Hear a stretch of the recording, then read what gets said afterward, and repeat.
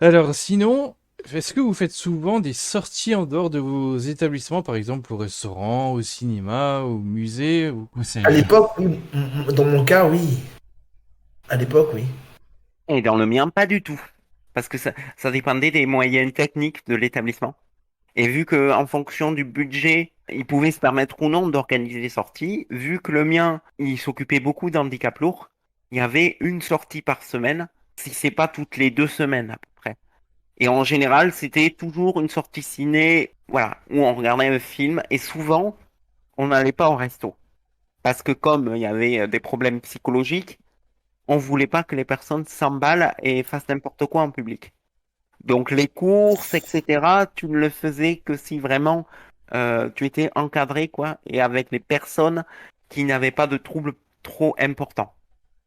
Mais les personnes handicapées dans ma structure à moi ne sortaient pas souvent. Donc la partie sociale, c'est pas tout à fait ça. Hmm. D'ailleurs, tu parlais du public, et justement, il y a un certain nombre de personnes qui ils aiment pas trop voir des groupes de personnes handicapées dans les lieux publics, tu avais dit. C'est vrai. D'ailleurs, ça fout la trouille, hein. Je sais pas pourquoi. Parce qu'en fait, l'handicap, c'est pas une maladie, c'est un état fixe. C'est un état, une condition. Hmm.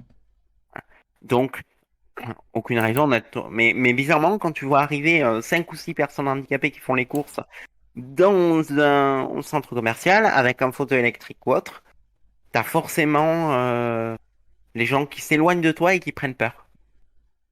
Ou alors t'as des gens qui sont un peu cons et qui vont te dire les personnes handicapées, mais qu'est-ce qu'ils foutent là, quoi. Hmm. Il y en a qui vont pas aimer quand ils vont en voir un baver, mais c'est pas de sa faute, par exemple. Ouais, sauf que les personnes, quand elles bavent, souvent, ça fait peur. Hmm. Parce que tu crois il est malade et que tu vas attraper les microbes, tout ça. Normalement, tu sais justement pourquoi ça arrive, pourquoi elle bave. C'est dû à la maladie, c'est-à-dire la déglutition. La personne n'arrive pas à déglutir la salive, donc la laisse tomber à l'extérieur de la bouche. Mais ça, si tu veux, la personne valide, personne classique qui vit dans la société, eh ben, elle n'a pas conscience de ça parce que tu ne m'expliques pas ce que c'est. Voilà. Alors, il faut bien comprendre que les personnes handicapées, alors déjà, elles sont dans des micro-sociétés, ils sont dans la société, donc en gros, c'est une société dans la société, et il y a plusieurs sujets tabous, comme la politique, comme l'intégration sociale. Moi, il m'est arrivé d'entendre à plusieurs reprises que les personnes handicapées, si elles sont dans les structures, c'est que la société n'est pas adaptée ou que la société n'a pas envie de s'adapter aux personnes handicapées, qu'ils en ont peur rien à foutre et que donc, comme ils en ont rien à foutre, il faut bien les caser quelque part. Donc, on les met là où on peut. Alors, je sais, c'est très réducteur, mais c'est très comme ça. Ou alors, moi, on m'a déjà expliqué que des personnes handicapées, en fait, ne peuvent pas être, aujourd'hui ça a un peu changé, mais ne peuvent pas, par exemple, se défendre comme les personnes normales au niveau pénal et au niveau juridique, hein, parce que ce sont des personnes handicapées. Donc, en gros, le délire, c'était de dire une personne handicapée a une altération physique, et le propre de l'homme, ben, c'est tout simplement de dire que l'homme, il a développé la bipédie et qu'il a un libre arbitre. Et on va te dire à côté que la personne handicapée, puisqu'elle a une altération mentale, un handicap mental, elle ne dispose pas de son libre arbitre à part entière ou ne dispose pas tout simplement du libre arbitre, ce qui veut dire que comme elle n'a pas de libre arbitre, on ne voit pas pourquoi on lui accorderait des droits qu'on accorde aux êtres humains, puisque le propre de l'être humain, c'est d'avoir la capacité de réflexion et donc le libre arbitre. Donc on t'explique bien qu'une personne handicapée, c'est pas tout à fait un être humain. Alors ça, ça, c'était le genre de discours qui tenait au début des années 2000, hein. Et aujourd'hui, dans certaines structures, il y a pas mal de maltraitance par rapport à ça aussi. N'est-ce pas, Naruto? Dans ce cas, je ne peux pas trop dire parce que je ne l'ai pas vu moi-même directement. Mais il y en a. Il y a de la maltraitance physique et psychologique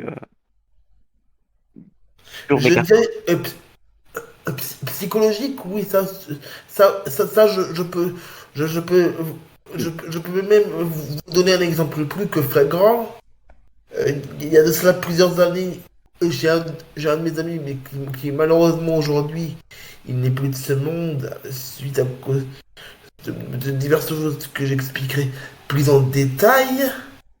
Et disons, mais que quand tout comme moi, même s'il a fini avant moi son cursus dans le établissement en question, il- mais que quand il a eu fini mais son cursus dans le dit établissement, eux, eux, eux, nos, édu- nos éducateurs à l'époque, ils ont, ils ont osé lui faire ouvertement du chantage affectif en lui disant plus ou moins mot pour mot. C'est soit tu vas dans la structure qu'on t'a entre guillemets imposée, c'est-à-dire dans un foyer de vie alors qu'il voulait pas y aller du tout. C'est soit tu retournes chez ton père et ta mère. Et puis vu que le pauvre il était atteint d'une d'une d'une myopathie et qui voulait absolument économiser son père, son père et sa mère, il a malheureusement contraint et forcé d'aller dans la structure et de dire oui.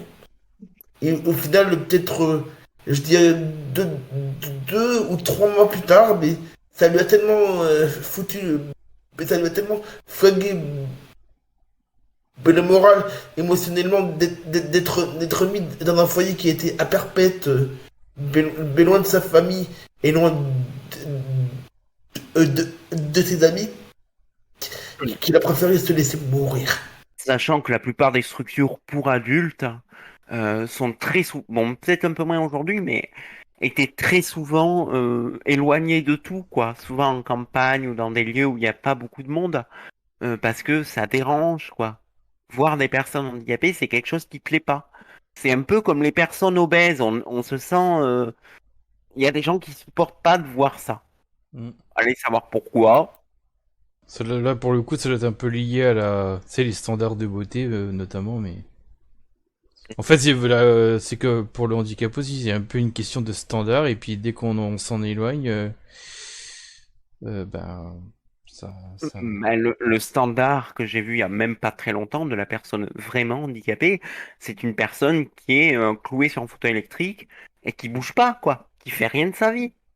C'est une personne qui est dans une structure toute la journée entre quatre murs et pour laquelle on fait faire une activité de temps en temps, mais des trucs très basiques, quoi.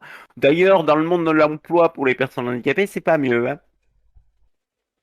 On aura l'occasion de reparler de l'emploi et du handicap, ouais. D'ailleurs, j'espère que tu feras une vidéo au passage sur Cap Emploi. Parce que c'est parfois même pire que les conditions de l'emploi pour les personnes normales. Ah oui, ça c'est vrai que ça avait été une suggestion de faire un épisode supplémentaire sur la série de vidéos sur l'emploi, mais spécial handicap, et peut-être que ça se fera un jour, effectivement. Question culture. Vous aviez dit il y a une différence de vocabulaire entre personnes handicapées dans ces micro-sociétés que sont enfin, ces structures, justement, et les valides. T'avais donné un exemple avec le restaurant. Est-ce que tu t'en souviens? Oui, oui, oui. Le restaurant pour les personnes handicapées, c'est tout simplement le réfectoire, hein, l'endroit où ils vont manger. Et quand tu leur parles d'aller au restaurant, donc de sortir, d'aller dans un restaurant où tu payes ta nourriture, où tu manges de la bonne nourriture, ben, ils savent pas. Souvent, il y en a beaucoup qui font pas la différence.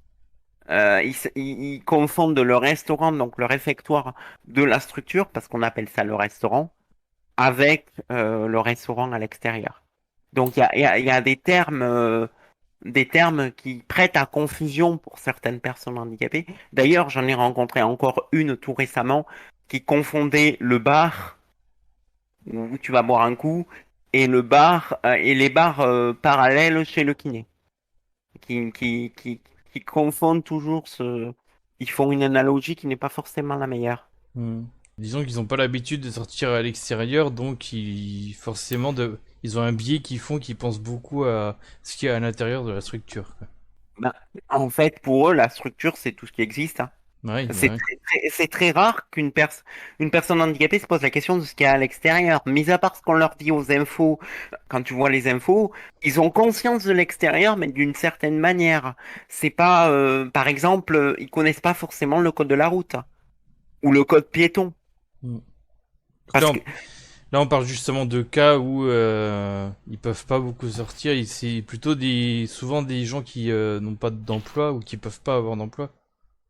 bon, mais il y a beaucoup de personnes handicapées en Mm. fait qui n'ont pas d'emploi, soit parce qu'elles ne peuvent pas, mais il y a aussi beaucoup de personnes handicapées qui n'ont pas d'emploi parce que justement dans le monde du travail, pour les personnes handicapées, donc les ESAT, ils préfèrent engager des personnes qui n'ont pas d'handicap physique, mais plutôt psychologique, plutôt que des personnes qui sont sur des fauteuils, parce qu'ils préfèrent par exemple faire des tâches comme tondre la pelouse, comme par exemple arroser des fleurs dans le lieu public, ramasser les déchets sur les routes, tous les trucs comme ça, ou tondre les pelouses dans les... Voilà.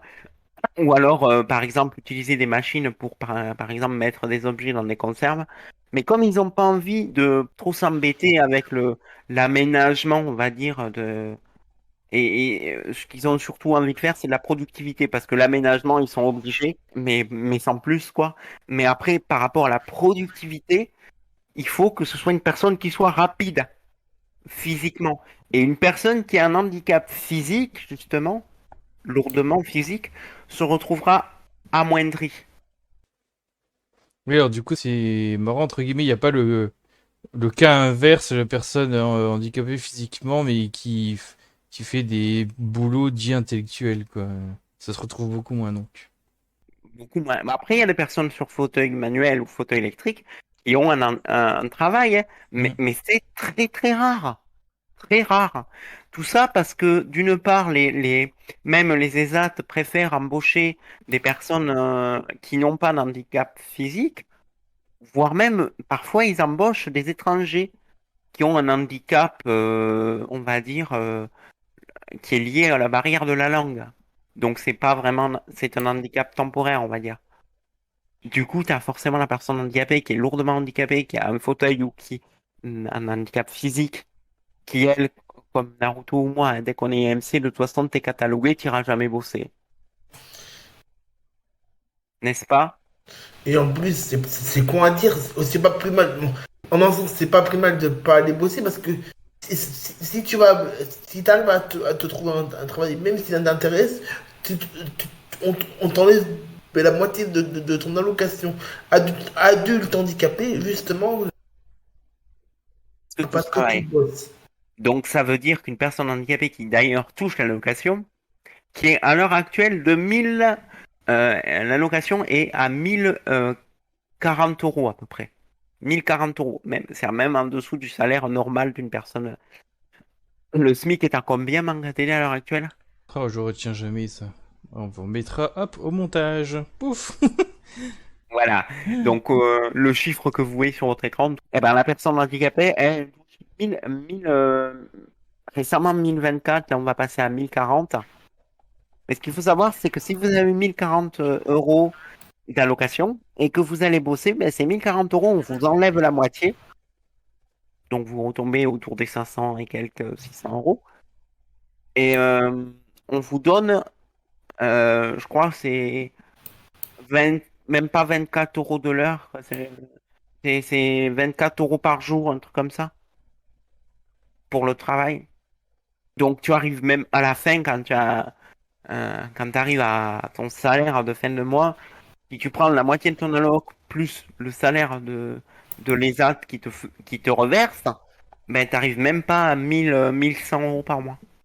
Donc, au final, tu arrives à un montant qui est en dessous, parce qu'il y a les taxes aussi. Ils prélèvent une certaine partie pour payer, pour payer les outils qu'ils utilisent, donc les appareils dont tu te sers pour faire ton taf.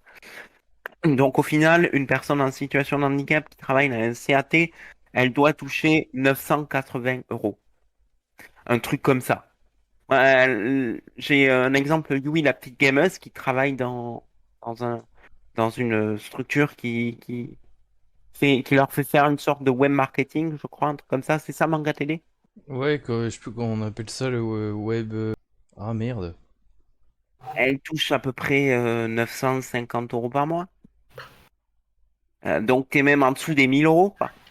Donc, en fait, si une personne qui travaille touche à peu près entre 900 et à peine 1 000 €, ça sert absolument à rien de l'envoyer bosser vu que l'allocation adulte handicapé est plus élevée que le salaire que tu gagnes quand tu bosses, à la base. Tu vois ce que je veux dire, Manga Ah, Télé? bah ouais. Tu travailles à perte, quoi. D'autant plus que déjà, de base, quand tu sors, t'as des frais pour aller travailler. Et le truc en plus, c'est que si, par exemple, tu peux plus travailler, bah, tu dois redemander l'allocation. Et le truc, c'est que t'as un délai d'attente pour l'avoir, ton allocation, qui est monstrueux. Donc, si tu as un appartement et des factures à payer, t'es mal. Parce que c'est 6 mois d'attente avec à peu près, hein, quand tu fais tes démarches administratives pour être à nouveau éligible à l'allocation. Alors, en théorie, ça devrait pas, parce que sur le papier, on te dit que c'est très rapide. Mais en vrai, le temps que les structures, on va dire, bureaucratiques fassent leur boulot, il y en a pour un moment, quoi. C'est comme quand tu vas essayer de prendre rendez-vous chez un ophtalmologiste ou un psychiatre, t'as un délai d'attente monstrueux. C'est le même délire. Qu'est-ce que vous pouvez nous dire sur l'accessibilité des lieux, y compris tout simplement la rue, les lieux publics du coup? Moi, ce que je peux dire, parce que ça, je l'ai vu très souvent, et c'est même toujours le cas aujourd'hui en 2022, tous les lieux publics ne sont vraiment très très loin d'être adaptés. Et accessible. Ne serait-ce que pour prendre le bus, quoi. Même les bus qui sont censés être accessibles, c'est galère. Et Oui, c'est pour vrai que tous les bus n'ont pas la rampe électrique pour qu'on puisse monter avec nos fauteuils. Et ceux qui l'ont, mais même quand ils l'ont, c'est ultra galère de manœuvrer, ne serait-ce que dans le bus, quoi. Parce que tu sais pas qui c'est qu'il y a dans le bus, donc forcément, s'il y a beaucoup de monde, tu es mal barré, quoi. Tu peux ne pas rentrer, parce que voilà, quoi. Et en plus, au passage, moi, j'ai envie de dire un truc. La Belgique, ainsi que les Anglais et les Américains sont bien mieux adaptés que la France. Je sais pas ce qu'ils foutent nos députés en haut là, mais ils font n'importe quoi parce que chaque année ils repoussent.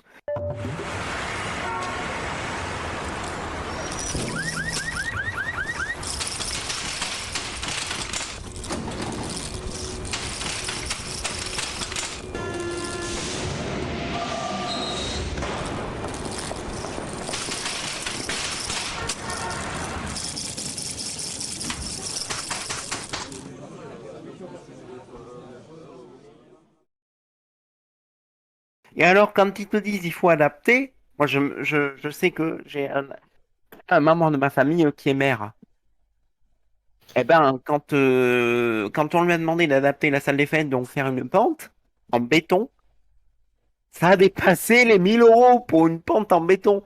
Genre 1000, genre entre 2000 et 8000 € quoi.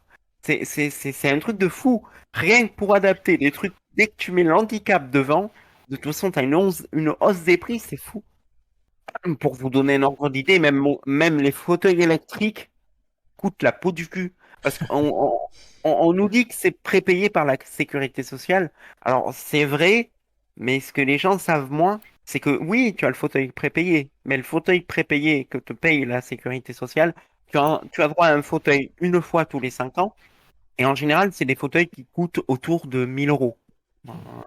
Donc, en général, c'est entre 1000 et 1200 €. C'est pris en charge. Sauf que ce qu'on vous dit pas, c'est que ce fauteuil, bah, il faut l'adapter à l'handicap de la personne, parce que l'handicap n'est jamais le même. Donc forcément, le fauteuil par défaut que te fournit la Sécu, il va pas convenir, donc il va falloir faire des aménagements. Et donc, rien que pour ça, ben, je vous donne un ordre d'idée. Si je veux ajouter, par exemple, une poulie pour faire en sorte de faire monter le fauteuil en hauteur pour pouvoir attraper des objets en hauteur dans un centre commercial. Si je veux faire monter l'assise, en fait, c'est 8000 € rien que pour faire une poulie sur le fauteuil. C'est fou. Hmm. Je mettrai de toute façon des captures d'écran d'une page ou deux qui vendent des fauteuils électriques. Quand t'as dit 1000 euros, ça devait être le bas de gamme du bas de gamme du bas de gamme, hein, parce que... Ça monte les fauteuils, la plupart du temps qu'on te fournit, c'est entre 3000 et 5000 euros, de toute façon. Sachant que si le fauteuil il fait 3000 euros ou 5000 euros, bah, la sécurité sociale, elle prendra même pas tout en charge. Parce que la sécu, c'est quand ils prennent le bas de gamme du bas de gamme. Hein. 1000 euros. À tout casser. Voilà, donc si ça vous paraissait beaucoup 1000 euros... Mais, Bon, bah, voilà. allez sauter de votre fauteuil, croyez-moi. Ouais. Du coup, est-ce que vous avez une idée sur à quel point les normes pour l'accessibilité sont respectées ou non? Bon, ça a pas l'air, mais enfin... Déjà, je veux pas être méchant, mais avec des gens qui sont là pour faire de l'argent, donc des financiers, quoi, parce que même dans les structures, c'est des financiers, bah, tant qu'ils seront là à regarder à la dépense et à être à l'économie, quoi, à faire de l'économie sur tout et n'importe quoi pour s'en mettre plein les poches derrière, parce que oui, il y a pas mal de trafic d'argent, faut pas, il y a pas mal de trafic d'argent, faut pas se leurrer, quoi. Bah, on n'arrivera pas à faire avancer ce milieu-là, quoi, parce que faut pas regarder à la dépense. Les mecs, ils veulent dépenser le moins possible. Et avec la crise économique actuelle due à la guerre avec Vladimir Poutine en Ukraine, ça va pas non plus arranger les choses, hein. N'est-ce pas? Mhm. Tout à fait. Ouais, en fait, bon, j'avais noté comme ça la petite remarque, mais elle est hyper générale. Du coup, on demande à la personne handicapée de s'adapter à la société et non l'inverse. C'est tout à fait vrai. On n'a pas fini de voir pourquoi. Alors, en général, ça ne devrait pas être le cas, hein. Ça doit être Non. l'inverse. Ne serait-ce que pour les distributeurs de billets. Moi, quand tu vois toi, t'es sur ton fauteuil, le distributeur de billets, il est au-dessus de ta tête, presque.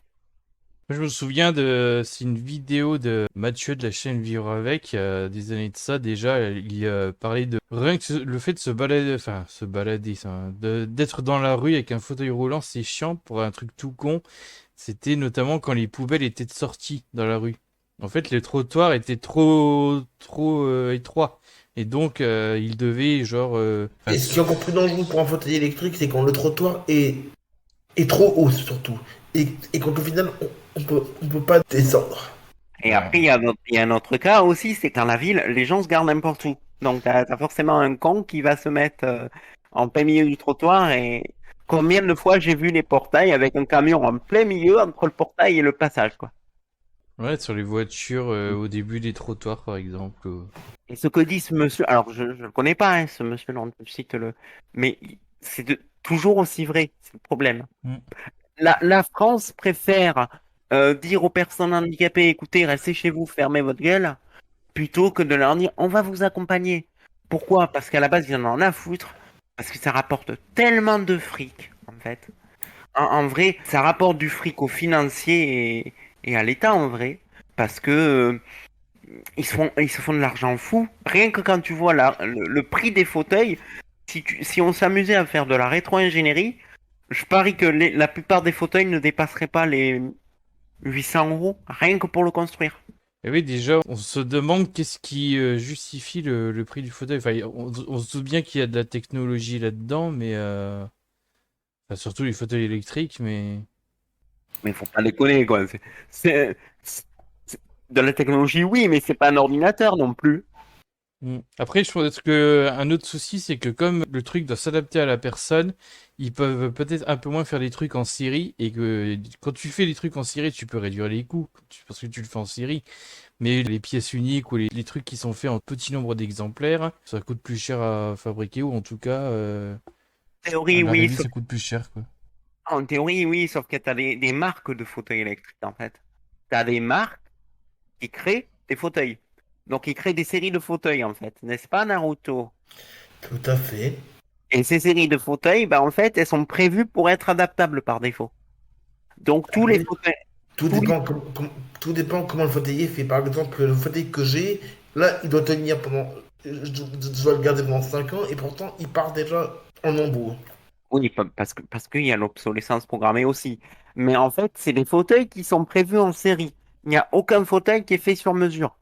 La seule différence, c'est qu'ils vont adapter par rapport à la situation, à ce que tu demandes. Si par exemple tu demandes un truc qui est hors série, les options en fait, c'est comme pour les voitures. Tu demandes des options hors série, tu douilles. Et souvent, ils savent très bien que tu demanderas du hors série parce que l'handicap oblige, tu es obligé d'adapter. Donc tu vas toujours tomber hors série. C'est comme l'assurance du fauteuil qui est une assurance à vie en général.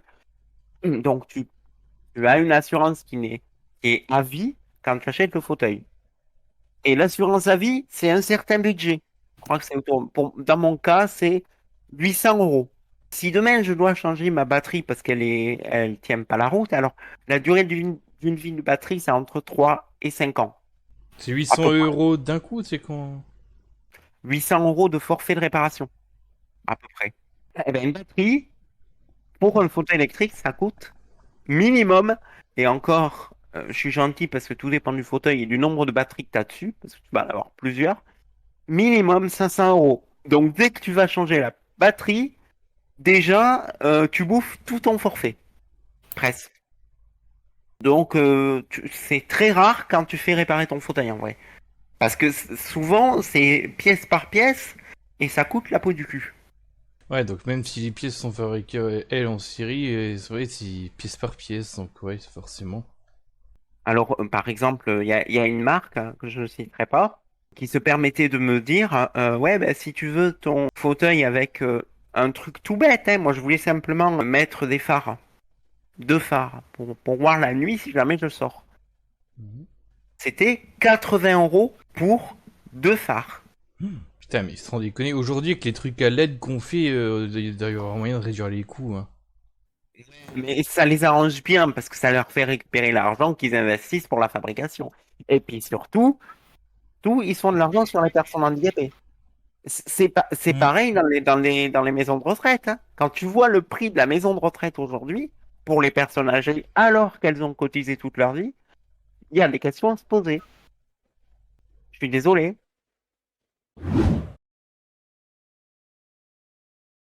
Est-ce que vous diriez que dans les milieux que vous avez connus ou que vous connaissez encore actuellement, vous êtes plutôt autonome ou est-ce qu'au contraire vous êtes très dépendant des structures qui vous prennent en charge? Je dirais, mais dans le cadre de mon service d'auxiliaire de vie, mais que j'en suis pleinement, malheureusement, dépendant. C'est pareil pour moi, je suis forcément dépendant des gens qui vont s'occuper de moi. Mais ce qu'il faut savoir aussi, c'est que quand tu es hors structure, tu dépends de personnes que tu payes s'occuper de toi. Quand tu es hors structure, donc en appartement normal, quoi, en appartement. Mais quand tu es dans les structures, en fait, c'est l'inverse. C'est qu'ils font en sorte que tu dépendes d'eux pour tout, en gros.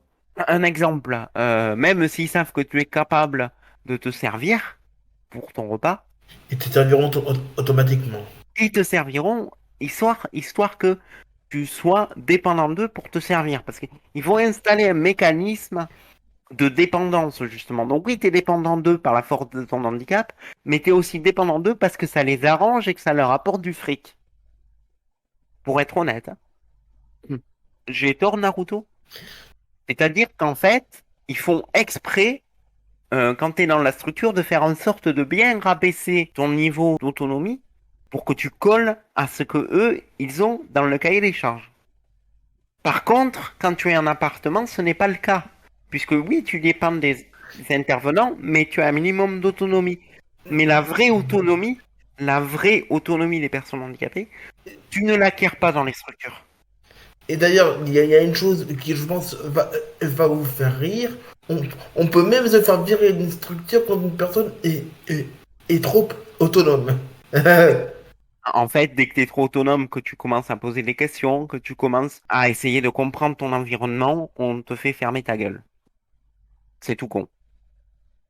On te dit de la fermer. Ou alors on te catalogue comme quelqu'un de un fouteur de merde. Non, parce que je vous dis ça parce qu'il y a une de mes amies mais qui a aussi qui a aussi eu comme moi le stage, mais le stage en appartement qu'elle aurait dû faire pendant 3 ans.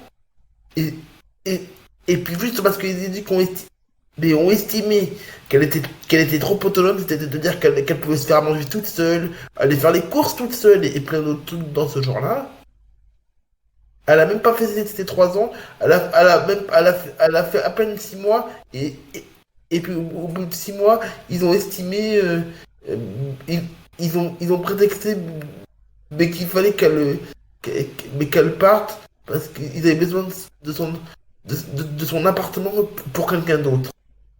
Après, ce qu'il faut savoir, c'est que dans les structures, tu m'arrêtes Naruto si je me trompe, le personnel, vu que de toute façon, il doit s'occuper de plusieurs personnes en même temps et sur un temps très court, en fait, parce qu'on leur fournit des cahiers des charges monstrueux, ils deviennent forcément maltraitants.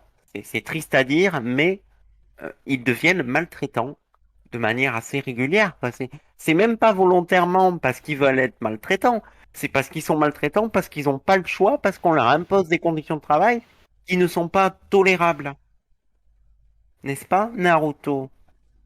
Oui. Mhm. Par exemple, le cas de Naruto, quand on ne venait pas lui faire manger le midi, qui était obligé d'aller au resto, oui, effectivement, il a trouvé une solution, une alternative. Mais ça pourrait être considéré comme une forme de maltraitance, sachant que la structure qui s'occupait de lui, bah, elle était responsable de lui et qui prenait pas en charge la totalité de ses besoins. Honnêtement, les structures, on y met trop de cas différents de handicap, c'est-à-dire qu'ils se posent pas la question de quel est l'handicap de qui, l'handicap de quoi. Donc le délire, c'est on prend la personne handicapée et on la met dans la structure. Peu importe si la personne handicapée peut être autonome ou pas, la première chose qui les intéresse, c'est l'argent que tu vas leur apporter. C'est tout. Le soin, c'est secondaire. C'est là, mais c'est pas la première chose qu'ils vont mettre en avant. La première chose dont tu vas entendre parler, c'est on va faire de la cuisine centrale à 1 euro le repas parce que on va faire des économies de budget. C'est on va te dire, on te donne des séances de kiné parce que on doit rentabiliser les kinés que la sécurité sociale nous a fournis. C'est-à-dire que ta séance de kiné, qu'on te demande de faire dans l'emploi du temps, elle est obligatoire. Parce que ça permet de rentabiliser, si tu veux, la dépense. Donc tout tourne autour de la dépense en réalité. Ils sont pas là pour s'occuper de toi. Aujourd'hui, ils sont là pour faire de l'argent sur les personnes qui sont malades et les personnes fragiles. Et après, le gouvernement français vient nous dire qu'ils prennent soin des plus fragiles. Pardon, excusez-moi. Non, non, t'inquiète, t'inquiète. Pardon, manque à télé, on déborde un peu là. Non, mais ça, voilà, pas besoin de s'excuser parce qu'il y a des trucs, bah, méritent tout simplement des coups de gueule, voilà. Par rapport à la non-autonomie, Naruto, tu avais une anecdote ou deux à ce sujet, mais en fait, t'as déjà parlé d'une d'elles. Je vais te guider, on peut peut-être résumer pour... dans le cas de la non-autonomie, en fait, c'était le truc du chantage affectif avec le gars qui avait une maladie qui l'empêche de bouger. Normalement, je crois que c'est de ça que t'avais parlé tout à l'heure. Voilà, oui, oui, que j'ai parlé de mon pote qu'on a envoyé dans un foyer alors qu'il ne voulait pas y aller. Et pour être sûr, entre guillemets, qu'il y aille, ils ont sur la partie affective, mais que c'est soit il retourne dans le foyer, soit il retourne chez son père et sa mère. Et vu qu'il voulait pas y retourner pour économiser ses parents, Et une fois que tu es dans la structure, le libre arbitre en prend un coup. Voilà. En fait, justement, c'était pour ça qu'à la base, on avait prévu de parler de cette anecdote à ce moment-là. C'était bah, pour montrer la surdépendance qu'il pouvait y avoir. Alors, il y a la surdépendance, et aussi il y a la culture religieuse, tout ce qui tourne autour de la religion, tout ça. C'est très mal vu parce que, en fait, comme la sexualité d'ailleurs, la vie en couple, on en parlera. Mm. Mais en gros, il y a certains établissements qui sont très, on va dire, très sectaires. Je trouve pas d'autres mots en fait. Qui sont très sectaires, qui sont contre toute forme de religion. Dès que tu commences à avoir une religion, ça fout la merde. Dès que tu commences à avoir une vie sociale avec une femme handicapée, ça fout le dawa. Ils vont être contre toute forme de religion, c'est ça? Ou toute religion? Ça dépend, mais il y en a pas mal. Il y en a certains qui tolèrent la religion, mais dans ta chambre. Mais Ouais. t'as pas le droit d'en parler aux autres résidents. Et- C'est un truc que tu fais pour toi. ou Est-ce alors que, qu'ils ne le tolèrent pas. mais est-ce que, à tout hasard, parce que ça, ce serait pas étonnant, vu que c'est comme ça dans la société de manière générale, est-ce qu'il y a des religions qui sont moins tolérées que d'autres? Il y en a. Évidemment. Il y a même des foyers qui tolèrent pas la vie de couple. Ouais. Je vous laisse deviner lesquelles, les religions les moins tolérées que d'autres. D'ailleurs, au passage, la plupart des structures ne veulent pas des religions. La plupart, hein. La plupart que j'ai visitées n'en veulent pas. Et d'ailleurs, il y a une bonne partie les gens ne le savent pas, mais il y a une très grosse partie des structures, en fait, qui se disent être neutres et qui te disent ne pas vouloir des religions, mais en fait, ils ont une base catholique. Oui, voilà, donc du coup, il y a une idéologie catholique qui, par exemple, qui vont se retrouver dans les structures ou dans la façon de traiter les patients, alors. Oui, c'est ça. Ben moi, j'ai eu un cas où justement, il disait qu'il voulait pas de religion, d'accord? Mais où il t'expliquait qu'il y avait un éducateur, c'était un prêtre. Amen alors. Comme par hasard, tu sais, c'est pas de religion, sauf la religion, on va dire, dominante en France, hein. Je dis ça, je dis rien. Et alors, quand tu es autre que la religion catholique, en fait, l'éducateur qui est à la fois le prêtre et l'éducateur, si tu es d'une autre religion, va te faire bien comprendre que soit tu adhères à leur truc, soit tu ne seras pas bien traité. C'est un cas que j'ai rencontré. Ça, c'est ce Mm. qu'on appelle être dans une secte, hein.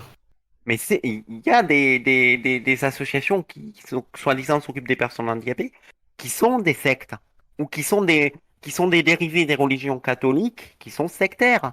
Je vais pas donner d'exemple, mais t'en as connu une ou deux, n'est-ce pas, Naruto? Oui, ça, je sais, quand tu parles, même si je me souviens plus du nom exact que ça, mais oui, oui, oui. L'association en question a un nom très très populaire qu'on ne citera pas. En gros, ils gèrent des trucs pour personnes handicapées et pour personnes dans le besoin. Mm. Ils se disent cathos, donc ouvertement ils sont cathos puisque ils se présentent comme étant catholiques en expliquant leurs trucs sur leur site. Mais en dessous de ça, dans les structures, il y a une sorte de sous-religion qui s'est créée. Parce qu'en plus, comme tu as des personnes vulnérables, eh ben, on peut leur faire gober un peu tout et n'importe quoi. Et le truc, c'est que cette sous-communauté, qui est une déclinaison de cette plus grosse religion qui est le catholicisme, fait en sorte que tu adhères à cette dite secte et que tu aies plus de questions à te poser au niveau libre arbitre. Donc tu es entièrement soumis au système, pour quoi que ce soit d'ailleurs. On a eu le cas avec une personne qu'on ne citera pas, mais qui a eu un comportement inapproprié sur Internet à cause de ça. Il y avait apparemment une deuxième histoire que Naruto avait. Normalement, c'est une deuxième histoire sur une personne qui avait une maladie orpheline, apparemment. Oui, ça concerne mon, mon premier colocataire, oui. Oui, oui, oui. Vas-y, raconte. Qui est malheureusement mort, même si c'est pas, qui est mort pendant la première vague de Covid. Ok, mais lui, il avait aussi soit un problème, enfin, de surdépendance ou de prise en charge ou quoi, normalement. Non, je dirais que dans son cas, disons mais que ses parents étaient, comment dire, surprotecteurs avec lui. Ah oui, là, c'était plutôt les parents. Ouais, ouais. Après, Tellement bien, mais disons qu'ils lui ont tellement fait du bourrage de crâne très jeune au niveau du monde extérieur, c'était dangereux, qu'il fallait pas qu'il sorte tout seul, machin bidule. Mais qu'à force, en grandissant, c'est tellement resté ancré dans sa tête, mais qu'il faisait jamais rien sans l'auxiliaire, ou sans que moi je sois derrière. et t'as l'inverse aussi, t'as la situation inverse. La plupart des personnes handicapées que j'ai rencontrées en structure ont été rejetées par leur famille. Oui, il y a la situation inverse aussi. Dans les structures, souvent, c'est les personnes handicapées qui sont rejetées par leur famille. Et souvent, on ne le dit pas. Puisque souvent, ils sont en foyer et ils sont aussi en internat. C'est souvent le cas dans les structures médicalisées et autres, même quand tu es enfant. Et souvent, tu es rejeté par la famille. J'avais le cas d'une amie enfin, d'un ami qui était dont les parents étaient religieux, catholiques, qui estimait que si la personne était handicapée, c'est parce que le diable avait possédé la personne et que du coup, fallait surtout pas que la personne reste dans la famille parce qu'on voulait pas du diable. Enfin, des trucs complètement. Genre parce que le handicap, c'est le diable, hein. Ouais. En fait, en fait, c'est la solution de facilité. C'est juste on n'a pas envie de s'en occuper. Donc, on va dire l'handicap, c'est le diable, c'est Satan. Ou parce que la famille n'est pas instruite. Soit parce que ça manque d'instruction, soit parce que la famille est enfermée dans un cercle, on va dire, fermé, quoi, avec en introduction de son raisonnement, Dieu est absolu, et s'il y a Dieu, il y a forcément et le diable, c'est le mal. Donc forcément, à partir du moment où il y a une personne handicapée et qui considère l'handicap comme une tare, bah, c'est le diable, quoi. Mhm. Tu connais l'argument circulaire, Mangaté, tu vois de quoi je parle? Oui, du coup, bah oui, oui. Parce que comme l'existence du dieu et du diable est en intro, ça finit aussi dans la conclusion du raisonnement. C'est ça. Et c'est à cause de ce genre de raisonnement qu'il y a beaucoup de personnes handicapées dont on ne veut pas s'occuper. Parce qu'il y a beaucoup de gens qui, justement, considèrent, par rapport à leur conviction personnelle, que c'est, voilà, soit parce qu'ils sont religieux qui veulent pas s'en occuper, soit parce que la personne qui a mis au monde ou la famille qui a cette personne handicapée ressent de la honte. Il arrive aussi que la famille ressente de la honte vis-à-vis vis-à-vis de la personne handicapée. Euh, mais, là, mais là, je peux vous en dire que j'ai un ami qui est lui-même, qui est IMC tout comme moi et tout faux. Et disons qu'il a beau être handicapé et son frère jumeau, il rejette tout ce tout ce qui a un rapport avec handicap. Même même son propre frère. En gros, il ne supporte plus d'être avec euh, des personnes comme lui. J'ai envie de dire, dans la société, de manière générale, la personne handicapée est rejetée. Parce que si la personne handicapée était acceptée, il n'y aurait pas autant de personnes en situation de handicap dans les structures, en fait. C'est la majeure partie. En fait, il n'y a pas beaucoup de personnes handicapées qui sont pas en mesure de s'adapter à la situation. En vrai. Parce que les personnes handicapées, elles ont par défaut une capacité d'adaptation bien plus importante qu'une personne qui vit dans la société normale. N'est-ce pas, Naruto? Hmm. Hmm. Donc, en vrai, c'est juste que, comme on regarde pas vraiment si la personne handicapée peut s'adapter ou non à la société, puisqu'à la base, ils se posent pas la question. À la base, ils te mettent dans les structures et puis on se fait de l'argent dessus, et puis terminé, quoi. Personne handicapée égale personne qui rapporte du pognon à ces gens-là, qui sont des financiers, parce que sinon, ils feraient pas de l'économie sur le médical, hein. Parce que quand on voit qu'ils font des économies sur les lits dans les hôpitaux, ben, c'est à peu près le même délire dans les foyers médicalisés et autres, qui font de l'économie en partant d'un budget prédéterminé, parce qu'on leur serre la ceinture. Ben, si on n'avait pas des dirigeants complètement cons, et excusez-moi le mot, complètement à la plaque de la réalité, en dehors de la réalité, quoi. Parce que si je vais voir Emmanuel Macron, et que je lui demande le prix d'un fauteuil électrique, je suis sûr qu'il sera pas capable de me répondre. Ces gens sont tellement peu instruits sur la réalité de la société qu'ils sont littéralement incapables de s'occuper du peuple, de manière générale, qui inclut les personnes handicapées, bien entendu.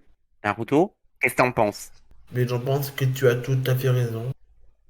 Si la société s'adaptait plus aux personnes en situation de handicap, genre les trucs tout cons, les foutre des poutres en béton là, qui coûtent 1 000 euros, bah oui, les personnes qui ont un handicap léger n'auraient pas besoin, auraient beaucoup moins besoin en tout cas de vivre dans des structures, ils pourraient peut-être plus être dans des apparts, être en tout cas plus autonomes qu'aujourd'hui et oui, il y aurait, enfin oui, techniquement oui, il y aurait moins de personnes handicapées dans les structures. Ouais. Et je me dis la même chose, hein, ça les arrange bien, hein. Soyons honnêtes, ça les arrange bien, parce que ça rapporte du fric, et comme ça rapporte du fric, ben, ils vont pas l'arrêter, hein. Croyez pas, hein. moi, je veux dire, quand je parle de la vie quotidienne à une personne handicapée, dites-vous bien que c'est mal vu, une personne handicapée qui sort dans la rue. C'est très mal vu. J'ai même rencontré un cas où on faisait exprès de faire dépenser de l'argent à une personne handicapée pour pallier à son handicap, sachant qu'elle allait dépenser de l'argent. Alors, je vous explique. La personne handicapée cherchait un ordinateur pour pallier à son handicap parce qu'elle ne pouvait pas écrire avec les mains, elle voulait quelque chose qui intégrait une synthèse vocale. Alors, on lui a dit, d'abord, il faut que ton ordinateur il soit surpuissant, parce qu'il faut mettre un logiciel de reconnaissance vocale qui s'appelle Natural Language Speaking, qui est un logiciel qui permet de faire de la reconnaissance vocale, de la saisie vocale. Et c'est pas du tout prévu à la base pour les personnes handicapées. Donc, on t'explique que voilà, soit tu es capable de lire une dictée et de paramétrer le logiciel, auquel cas tu as minimum un ordinateur qui vaut 1 500 €, et donc tu fais tourner le logiciel sans parler de l'abonnement pour avoir Microsoft Office, hein, ou de la licence, parce que ils vont pas te faire cadeau de la licence gratuitement, faut pas rêver. Et très souvent, ce qu'ils te disent, bah, tu vois, ta reconnaissance vocale, tu peux pas l'avoir, Mm. parce que il faut savoir lire et écrire, donc la personne handicapée souvent a des difficultés de compréhension aussi. Donc, elle ne sera pas forcément capable de lire couramment, suffisamment bien pour suffit d'avoir des problèmes de vue, une myopie ou un problème de compréhension classique pour ne pas pouvoir, voilà. Sauf qu'en fait, il te montre bien que Natural Language Speaking, ça vaut entre 400 et 800 €, plus ton ordinateur qui vaut 1500 boules, parce qu'il te propose un ordinateur spécifique. Tu n'as même pas le choix de l'ordinateur que tu vas utiliser. C'est un ordinateur spécifique, celui-là et pas un autre. Donc il te montre l'ordi, il te dit voilà, il y a un Natural Language Speaking. Et Qui c'est qui te montre l'ordi spécifique? en général, c'est une ergothérapeute. Ouais. Il te montre ça, mais je veux dire, cet ordi, je veux dire, qu'est-ce qu'il a de spécial? Alors, en fait, rien, non? Ben, si, c'est un ordinateur dont ils sont sûrs qu'il est compatible avec le logiciel et qui va fonctionner pour la tâche que tu vas lui confier. Mm. Mais en termes de matériel, il a rien de particulier alors ou... Il y a quand même des pilotes particuliers puisque l'ordinateur que tu achètes doit être aussi capable de faire fonctionner l'appel d'urgence si tu vas en appartement ou pas. Mhm. Mais pas de, il y a pas de truc en plus en termes de hardware alors. Hmm, non, pas vraiment. T'as du AMD. Bon, après, ça dépend du matériel, mais t'as souvent du AMD parce que ils ont pas envie que forcément tu utilises du Nvidia parce que c'est plus cher. Ils arrangent le coup avec du AMD, processeur plus carte graphique intégrée ou du Intel HD Graphics, Mm. enfin, le Intel, mais en général, ils mettent pas la carte graphique. De toute façon, c'est pour dire que en théorie, leur logiciel, je peux le faire tourner sur un ordi bas de gamme à 200 € quoi. Ah oui, mais le truc, c'est que l'ordinateur que tu achètes, tu l'achètes avec du matériel spécifique, c'est-à-dire que tu as un clavier pour personnes handicapées qui est un peu plus gros, tu as une souris qui est adaptée. Ah oui, Donc, voilà, donc il y a un petit peu quand même de hardware ouais, ouais. spécifique. Euh, Oui, il y a excuse-moi, j'avais pas compris dans ce sens-là le coup de hardware, mais oui, tu as du hardware spécifique. Et le truc, c'est que ils te disent, tu vois, tu as Windows, tout ça, ils t'expliquent, et ils te disent, tu vois, ça, c'est très bien, mais tu pourras pas l'utiliser. Donc, ils te donnent un prix, il y a 1 500 €, ils t'expliquent. Ils te disent, voilà, ça coûte ça, mais ça, tu pourras pas l'utiliser. Je te conseille d'acheter du Apple. Donc, en gros, ils te montrent un ordinateur Windows qui vaut 1 500 € en t'expliquant bien que le truc est dur à configurer, que tu auras un aménagement à acheter avec une souris spécifique, ça coûte un certain prix. Avec le clavier spécifique, ça coûte un certain prix. Ils vont t'expliquer que ton ordinateur, il va te coûter 1 500 €, voire plus, si tu veux un écran adapté, si tu veux un logiciel qui s'adapte par exemple aux daltoniens. Mm. Et je crois qu'effectivement, il y a des claviers et des souris spéciales qui ont un certain coût, hein. Oui, ça coûte très Mm. cher. Ça peut aller jusqu'à 200, 300 € pour certains matériels, peut-être même plus. Je crois que j'avais vu il y a pas longtemps une souris un peu spéciale qui coûtait je sais plus combien, mais ouais, cher. J'ai vu une souris qui se contrôle à la voix. Ah ouais, tiens. Mm. Et donc, du coup, ça coûte très cher. Donc, en fait, ce qu'ils font, c'est qu'ils disent Windows, ça coûte excessivement cher. En général, ils t'expliquent que le prix de base est de 1 500 €, mais quand tu mets l'aménagement à côté, ça vaut la peau du cul. tourne autour des 3000 boules. Tu vois ce que je veux dire? Mhm. Parce que derrière, tu as quand même un logiciel spécifique qui te permet de pallier à ton handicap. Voilà. Donc là, ils te disent, ça te coûtera cher. D'accord? Donc, on résume. Le prix de l'ordinateur, ils te disent que l'ordinateur plus le clavier et la souris adapté, tu l'as à 1500 euros. Plus le logiciel pour pallier un handicap, ça fait 800 euros de plus. Sachant que le truc, tu as des mises à niveau à payer tous les ans. Parce que oui, c'est un logiciel spécifique. C'est limite une application métier. Et ils te disent, ben voilà, ça coûte la peau du cul. Donc en général, ils te disent ça coûte tant. Et en fait, quand tu regardes le prix d'un Apple, d'un Mac, quoi, ça coûte 2 fois moins cher. Donc que va faire la personne handicapée? À ton avis, Manga TD? Ouais, il va acheter l'Apple, mais est-ce que le matériel, le clavier, la souris, c'est compatible Apple aussi? Oui, mais oui, c'est pas compatible, non. Mais par contre, tu appuies sur un bouton, tu as la synthèse vocale qui va fonctionner. C'est beaucoup plus facile. La synthèse vocale, ça passe sur l'Apple, mais pas le clavier et la souris, forcément. Oui, t'as des programmes de clavier visuel, ils font ça avec un trackball spécifique qui est adaptable à Mac. Mais au final, tu finis par ne pas acheter le matériel que te propose l'ergothérapeute parce qu'il vaut la peau du cul. Hmm. Combien de fois dans les structures, on nous a proposé des outils qui valaient la peau des fesses et qu'on ne les a pas achetés parce que ça valait trop cher. Et du coup, finalement, dans la pratique, ça en devient une bonne idée de plutôt d'acheter la Apple alors. Oui. Et même, je vais dire même que Apple, par défaut, se sont automatiquement adaptés aux personnes handicapées sans le vouloir. Ils l'ont fait sans le vouloir, vraiment. Parce qu'Apple, c'est pas compliqué. Tu appuies sur une touche, tu as la synthèse vocale qui démarre. Tu as le micro, ton ordi qui t'écoute et tu parles. Siri, bon, je sais plus comment ça marche, Siri, mais tu as le Siri qui fonctionne et tu as un bouton qui te permet de faire de l'auto-dictée, c'est-à-dire en gros, tu as un micro qui enregistre ce que tu dis et qui écrit pour toi. La fonction d'e-Siri et la reconnaissance vocale de l'Apple qui est très utile. Mais après, tu as un autre outil qu'on utilise beaucoup avec Naruto parce que ça coûte bien moins cher. Ça s'appelle Google Traduction. Hmm. Oui, oui, ça c'est fichtrement bien pratique, oui. Parce que tu as un petit micro en fait et tu peux parler et la synthèse vocale fait tout pour toi, quoi. Bon, après, des fois, c'est vrai qu'il faut s'y reprendre à plusieurs fois parce que des fois, le truc de Google Traduction, il te met des trucs mais que tu n'as même pas dit.